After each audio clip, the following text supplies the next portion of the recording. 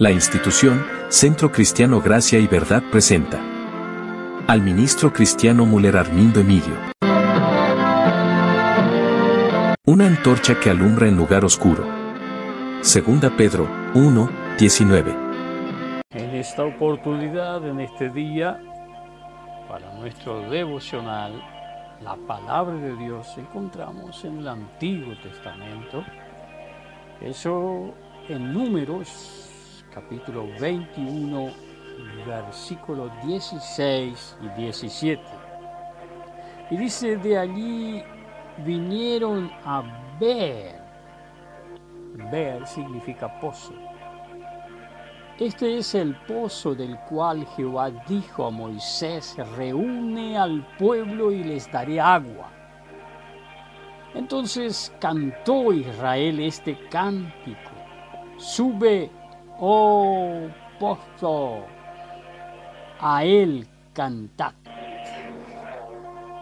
Bueno, tomando esa palabra tan complicada, a mí por ahí no me gusta mucho predicar sobre el tema de Antiguo Testamento, porque hay personas que no saben nada, abren la Biblia en alguna parte y leen allí en el Antiguo Testamento y luego dicen cualquier cosa. El Antiguo Testamento y principalmente Éxodo, Número y Levítico está lleno de ceremonias, comparaciones. Y aquí tenemos un mensaje que se expresa espiritualmente. En primer lugar, en el versículo 8 y 9 de Números 21, cuando dice, y Jehová dijo a Moisés, hazte una serpiente ardiente y ponla sobre una asta, un palo erguido, y cualquiera que fuere mordido de la serpiente que le estaban mordiendo allí, y mirare a ella, a esa serpiente de bronce, vivirá. Y Moisés hizo una serpiente de bronce y la puso sobre una asta, un palo erguido, y cuando alguna serpiente mordía a alguno, miraba la serpiente de bronce y vivía. Bueno, eso responde San Juan capítulo 3, versículo 14 y 15. Y como Moisés levantó la serpiente en el desierto, así es necesario que el Hijo del Hombre sea levantado, para que todo aquel que en él cree no se pierda, mas tenga vida eterna. La serpiente que mordía naturalmente significaba el pecado, pues entró por la serpiente malvada, maligna, que engañó a Eva y a Adán, o a Eva en ese caso y a Eva a Adán. Y el bronce significa juicio, que entonces razonar sobre este tema del pecado merece condenación. Y tenían que morir porque la paga del pecado es muerte, como dice Génesis capítulo 2, 17, si comieres de esta fruta morirás. Y Romanos capítulo 6, 23 dice que la paga del pecado es muerte. Pero por esa razón vino Cristo Jesús y dice en 2 Corintios capítulo 5, 21, al que no conoció pecado, por nosotros lo hizo pecado. Cargó sobre él, como dice Isaías 53, del 3 al 7, Jehová cargó sobre el Mesías, sobre Jesús el Cristo, el pecado de la humanidad. Y él entonces, siendo el justo, que también justifica al creer que Jesús pagó por él. Por eso dice en el Evangelio de San Mateo 27, 46, cerca de la hora novena, Jesús clamó a gran voz diciendo, Elí, Elí, lama sabactani. Esto es: Dios mío, ¿por qué me has desamparado? Entonces creían de que él llamaba a Elías, pero él sintió el peso de la condenación que separa de Dios, como dice Isaías 59:2, que vuestras iniquidades y pecados hacen separar, ocultar el rostro de Dios. Y eso es lo que ocurrió. Cargó sobre Jesús todos los pecados de la humanidad para que Él muera bajo el peso de la condenación. Por eso dice en 2 Corintios capítulo 5, 18, y todo esto proviene de Dios, quien nos reconcilió consigo mismo por Cristo y nos dio el misterio de la reconciliación. Que Dios estaba en Cristo reconciliando consigo al mundo, a la humanidad, no tomándoles en cuenta a los hombres, a los humanos, sus pecados. Y nos encargó a nosotros, los que fuimos llamados y escogidos del vientre de la madre como profetas o predicadores, la palabra de la reconciliación. Y dice el versículo 29, así que somos embajadores en nombre de Cristo, como si Dios rogase por medio de nosotros. Os rogamos en nombre de Cristo, reconciliaos con Dios. Y en segundo lugar, el pozo, el agua, que aquí Dios le ordenó a Moisés a llevar al pueblo para que puedan tomar, beber. El agua representa el fluir del Espíritu Santo, de la gracia que se desprende, como dice el versículo 16 de Números, de allí vinieron a ver al pozo. Esto es el pozo del cual Jehová dijo a Moisés: reúne al pueblo y les daré agua. Y ese agua ofreció Jesús a la samaritana allí en San Juan capítulo 4, versículo 10 y 14. Respondió Jesús y le dijo: si conocieres el don de Dios y quién es el que te dice dame de beber, tú le pedirías y él te dará agua viva. Y el 14 dice: mas el que bebiere del agua que yo le daré, no tendrá sed jamás, sino que el agua que yo le daré será en él una fuente de agua que salta para vida eterna.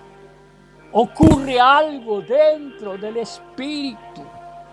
Tenemos allí una ilustración tan maravillosa cuando Dios le ordenó a Elías volver y ungir a Eliseo como profeta en su lugar, y cuando él cruzó un campo donde Eliseo estaba labrando la tierra con varias juntas de bueyes con sus empleados, él se acercó y tiró el manto encima de Eliseo, su manto, y se fue. Y luego Eliseo dejó todo y corrió atrás de Elías. Y él le dijo: ¿qué te hice? Mire lo que eso, algo ocurrió dentro de Eliseo, un cambio radical.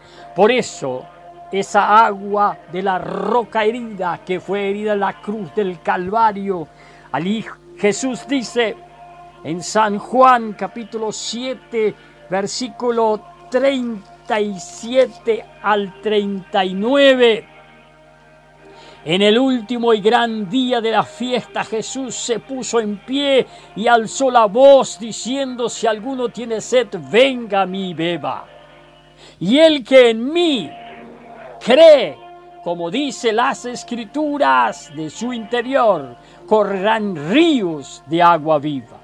Esto él dijo del Espíritu que había de recibir los que creyesen en él, pues aún no había venido el Espíritu Santo, porque Jesús no había sido aún glorificado. Y eso produce gozo. Por eso allí en Números capítulo 21, el versículo 17 y 18 dice: y entonces cantó Israel este cántico: sube, oh pozo, a él cantad, pozo el cual cavaron los señores, lo cavaron los príncipes del pueblo, y el legislador con sus báculos del desierto vinieron a Matana. Ese responde cuando recibe esa agua viva en su vida y comienza a producir dentro del Espíritu esa obra radical, perfecta, transformadora, que el Espíritu, la mente es renovada del ser humano y puede cantar. Por eso dice en Romanos capítulo 14, versículo 17: porque el reino de Dios no es comida ni bebida, sino justicia, paz, gozo en el Espíritu Santo. Es paz y gozo. Y luego encontramos en Hechos capítulo 13, 52, y los discípulos estaban llenos de gozo y del Espíritu Santo. Y en cuarto lugar, en Números capítulo 21, versículo 21 al 24, habla de la conquista del pueblo de Israel a sus enemigos, quienes se opusieron y no querían paz para con ellos. Habla del gran poder de Dios, que pelea a favor de los hijos de Él, los que han experimentado la presencia y gustado la plenitud del Espíritu Santo. Por eso dice allí en Hechos capítulo 1, 8: y recibiréis poder cuando haya venido sobre vosotros el Espíritu Santo. ¿Y qué? Me seréis testigos alrededor donde os movéis y en todo el mundo, donde quiera que vayáis. Es imposible que un cristiano creyente, nacido de nuevo, lleno del Espíritu Santo, gozo, paz, puede estar callado, porque el agua fluye de dentro de él y no puede otra cosa sino hablar del gran amor, del gran gozo, de la gran paz incomparable de Dios en su vida, el cambio radical. Por eso el apóstol Pablo dice en 2 Timoteo capítulo 1, 6 y 7: por lo cual te aconsejo que avives el fuego del don de Dios que está en ti por la imposición de mis manos. Porque no nos ha dado Dios espíritu de cobardía, sino de poder, de amor y dominio propio. Entonces es necesario avivar el don de Dios en la vida. Comenzar a preguntar por Dios, a buscarle. Porque dice Hebreos capítulo 11, 6: sin fe es imposible agradar a Dios, pero el que le busca con fe, Dios es galardonador, recompensa cada paso de fe porque le cae bien. Dios se agrada de esos actos de fe, de creer en todo. Está el Creador. Sin Él, dijo Jeremías, no damos un paso, porque Él es la vida, Él es el soplo, nuestro aliento, Él es nuestro sustento, de tal manera que Jesús dijo que ningún cabello caerá de vuestras cabezas sin que el Padre Celestial no lo sepa. Él sabe todo. Por eso es necesario volver a Dios, buscar esa expiación en Cristo Jesús por la fe, nacer de nuevo, como dice 2 Corintios capítulo 5 del 14 al 17, y ser una nueva criatura y agradecido a Dios. Que Dios los bendiga.